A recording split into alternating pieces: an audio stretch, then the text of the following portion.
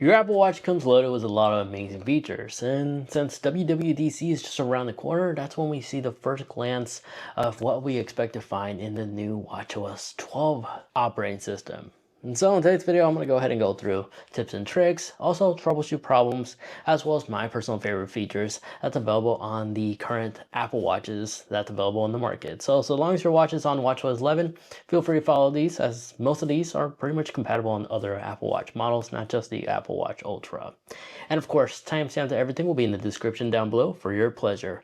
Let's begin. And let's start off with the ability to quickly switch from one watch face to the other automatically by just doing like a simple swipe instead. You see, by default, this used to be an enabled feature, then Apple took it away, and then they re-added it, and then most people don't know that you can re-enable it. So by simply just going into your Apple Watch settings, pardon my massive list of apps, I do use a lot of apps on my watch. There we go. In the settings tab, go down until you find clock right here. And just make sure you enable swipe to switch watch face. And now by simply just moving your finger like down here, it'll give you the ability to quickly switch between one watch face to the other. It just takes a while to get used to, but once you have this feature enabled, you'll then realize it's really easy to switch from one watch face to the other. Additionally, I had a previous video that was uploaded that featured the new focus mode ability in the thumbnail, but I didn't cover it because I thought everybody knew about it. You see, by going into your focus mode right in here, and you scroll down, you'll see there's the new Apple Intelligence Reduce Interruptions. You can enable it from here, and they will actually illuminate this cool animated icon right here, or new animation I should say, of the new focus mode. And then if you look at your paired phone, you'll notice in Control Center, your phone is also in the Reduce Focus mode right here, depending on how you have it all set up. And this basically would just use Apple Intelligence to decide what's a notification that you should receive and what's not a primary notification. If it's like your spouse or something like that getting a hold of you, saying it's an emergency, you'll still receive a notification. If not, you won't receive it if it's just something like a spam email address that just got emailed to you. Now, if you ever find yourself hiking, one of the best features is by holding on the power button on your Apple Watch, regardless if it's the Apple Watch Ultra or regular series or the SE Apple Watch, enable backtracking right here. This will utilize the built-in GPS, compass, and basically keep track of the path. So when you're ready to come back, all you need to do is just follow the line and it'll take you directly on the path you took to get back safely. So when you're ready to backtrack, you simply just tap here and then select retrace path. And all you need to do is just follow the line and you'll make it back to the campsite where you first started. Now, I have seen some comments and some users reporting that their backtracking isn't working for them. You are going to need to go on your iPhone and go into your settings, and then in settings just go into privacy and security right in here and tap on location services, and then scroll down till you find compass right here, this black icon, and just make sure you have while using the app as well as precise location enabled. And then next thing you got to do is, what I like to do is just exit out here and just search up System Services, click on it, and go all the way to the very bottom. This bottom one, enabled, make sure it's turned on. It will require Face ID, and just have it turned on. This will record all your previous logs on locations you've been going to.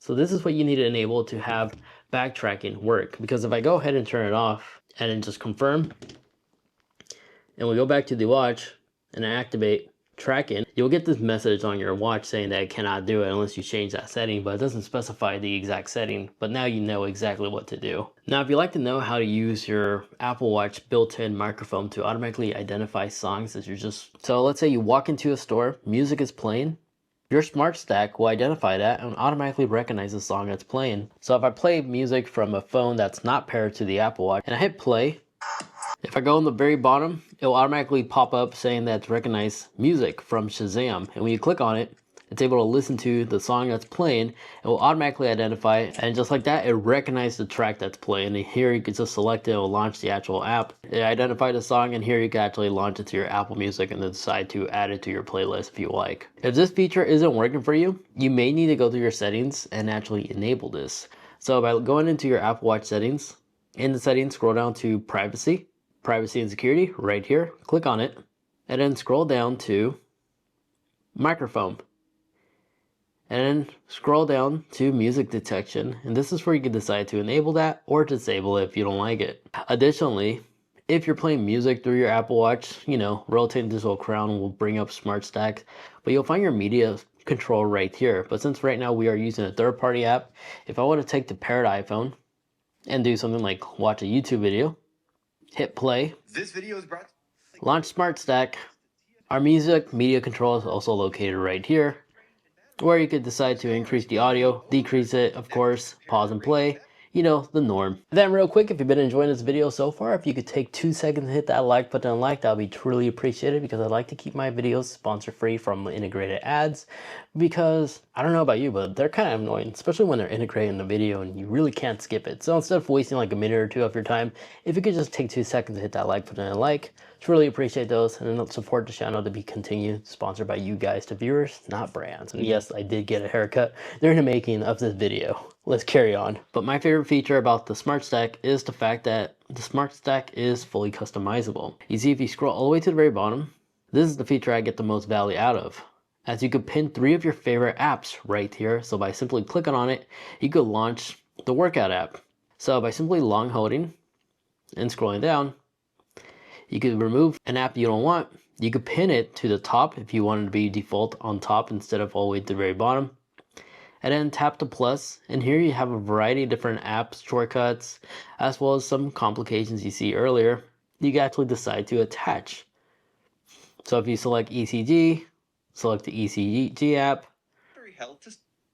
And now you see right here, we could quickly launch that app right there in the Smart Stack. Think of this like the better version than the actual watch face complication, as you could just give yourself more additional shortcuts and have memorized. Now, other things you can find in here is live actions. So if you have like a pickup order or somewhere where you have to pick up, on your live activity log page on your phone, you'll be able to see the stats right here. So if you do like a Domino's order as an example, or a pickup order at Best Buy, you'll also see the track progress right here on your screen. And in the Smart Stack, again, if we go ahead and enter wiggle mode, and we tap the plus icon, you can also find check-ins in here as well, where you can check in with your friend to let them know you arrived safely to your destination.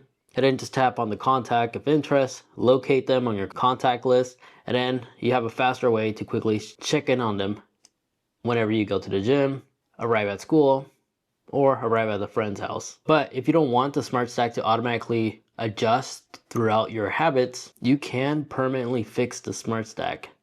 Or you can decide on adding your favorite widgets, apps, and then when you click on an app, it will show you their widgets that they support. And yes, it does support third-party apps too, like Just Press Record, as you have a quicker way to start recording, just like that. You could definitely get a lot of amazing usage out of the Smart Stack if you know how to use it.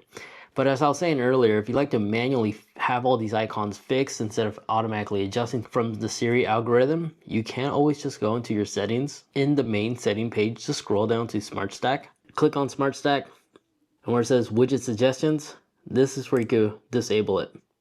So it will now stay fixed to the preference we originally left it. Nothing's going to move around. The only thing that will be adjusted is the now playing. But you can always, again, just long hold on the icon, rearrange it by just simply pinning it, and it'll stay to the top. You just can't like click and drag them, unfortunately. It just does it by pin. Additional tools that the Smart Stack can deliver is weather information. You see, if we scroll down, like right now, there was like a weather advice for me earlier, but it will adapt to the current weather conditions. In case you're on the weather watch for a storm or something like that, your Smart Stack will be able to update that as well right there. Additionally, calendar reminders will also be able to pop up on your Smart Stack, displaying to you like your next meeting time and etc. Then when it comes to third-party app support, here's a handful of some very impressive ones, such as Things. This app is a one-time purchase, but the beauty about this app, as soon as you add it to be a part of your Smart Stack, this will basically allow you to display your to-do list, as well as any upcoming tasks. And then if you're looking for a third-party weather app that's not the native one from Apple, there's also Carrot as well.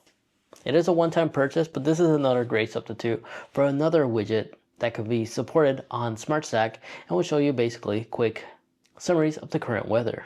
And then the Overcast earlier, you witnessed, allow us to actually have the ability to have a separate media control but to the third-party Overcast, which allows us to listen to our podcast using the internal speakers of our Apple Watch if your Apple Watch supports it, while giving you media control right then and there as well. And then Flighty is another great third-party app that allows you to track real-time flights tracking updates. And then the Nike Run app also supports Smart Stacks ability as well, which will display your latest run stats. Additionally, if you don't want these smart stacks to automatically appear on some of the apps, you can also disable them as well. You see, if we scroll all the way to the very bottom and enter wiggle mode by long pressing one of the widgets, scroll all the way down, you'll see widget suggestions.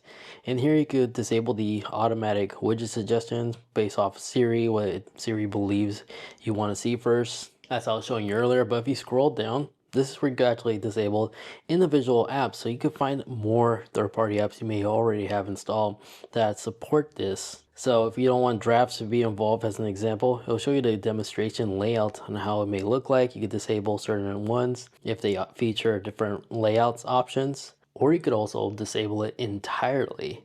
And that's how you can individually disable some of these, or just turn them all off if you like. So those are all the amazing things that you could do with the Apple Watch Smart Stack. Again, I love using it more than I do when it comes to my watch face complications, which is why sometimes I do actually end up switching to a much more simple watch face nowadays, since the Smart Stack basically replaces it all.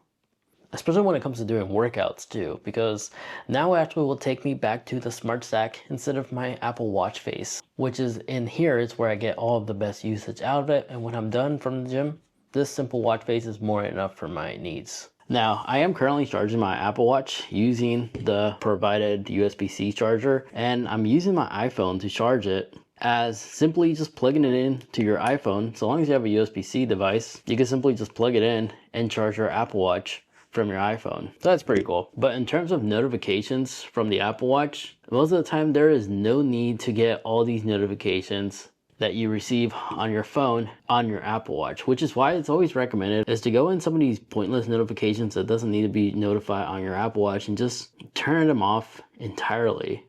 But instead of going through these one by one, a faster method would be to launch the Apple Watch app on your iPhone and go into your notification tab and go down to each app and just take the second and go through some of these apps that you do not need to receive those notifications from your iPhone, like my Amazon, Alexa. I don't need this, don't need that. Really, the only important notifications I want to be receiving on my Apple Watch would be like my home notifications for like my smart security, maybe authentication for security purposes, but everything else, I really don't care. Maybe banking would be something that will be considered, as well as like the Find My, in case you leave your devices behind. So it's always good to go back and look at some of these apps. So it's not mirroring the unwanted notifications, but all your important stuff like your messages and stuff like that will appear automatically on your Apple Watch. And another thing you could do, if you go on your Apple Watch settings, a new update that they recently added can be located in settings, and then scroll down in the sound and haptic tab, ringtones, as now you have a variety of different ringtones to select from. So you can change your ringtones as well as your text tone, new mail, and calendar alerts sound to other things now. And then the next thing, surprisingly, to this very day, a lot of people don't know about this, but whenever you launch Control Center, this little phone icon with the audio waves, you know, if you tap once, it'll play sound on your iPhone, but if you long hold, it would actually flash your device. As crazy it may sound, there still is a handful of people that don't know about this trick. And you can also do this exact same thing on the iPhone as well. You see, if we launch Control Center, move this out, you can find an icon of the Apple Watch which will allow you to play sound to locate your Apple Watch in case you misplace it somewhere. And you'll be able to find it by simply adding a new control to your widget page. And if you scroll down, you'll find it under the Watch app right here, Pin My Watch. But even if you're still having a hard time locating your Apple Watch, the heart rate sensor, you could cause it to flash like you can with your iPhone by simply launching the Find My app on your iPhone. Go on your devices and look for your Apple Watch, and then just tap play sound. And you can see it's flashing and playing sound utilizing the heart rate sensor LED lights. And once you find it, you can just tap dismiss.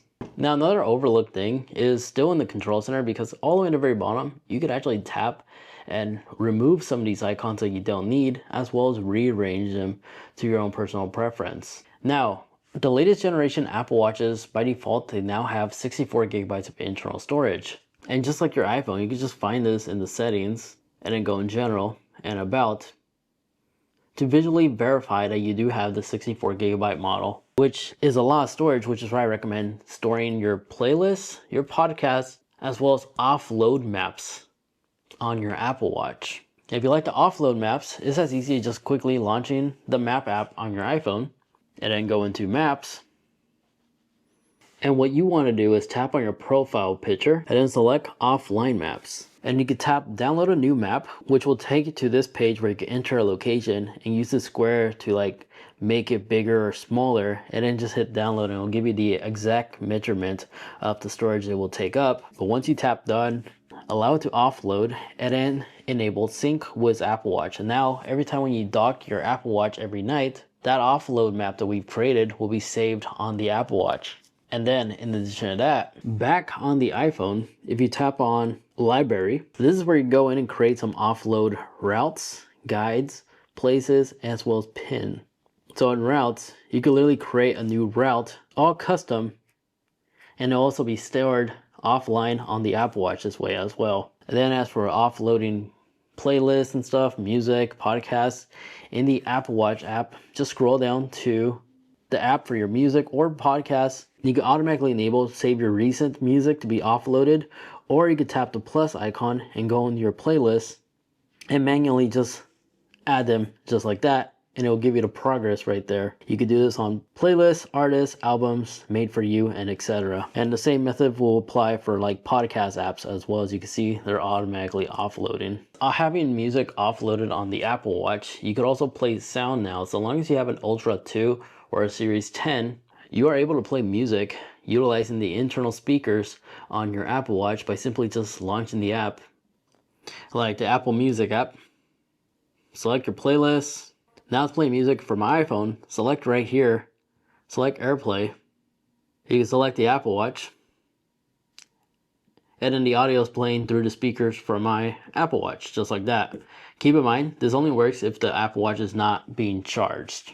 Why it wasn't working for us earlier, but that's how you can manually select between different devices. Now with these latest generation Apple Watches, if you need to exchange contact information, it's as easy as simply just tapping your watch to another iPhone or another Apple Watch, and you'll each immediately just transfer your contact information just like that. And you can control what you wanted to show too, if you just want your email or your phone number to show, or both. You could also do a very similar thing with completing money transactions thanks to Apple Tap to Cash. You can now just double tap the power button on the side of your Apple Watch and just go down and select the payment method of choice, go down and tap on tap to cash and just add the number amount, hit continue, and double tap to confirm.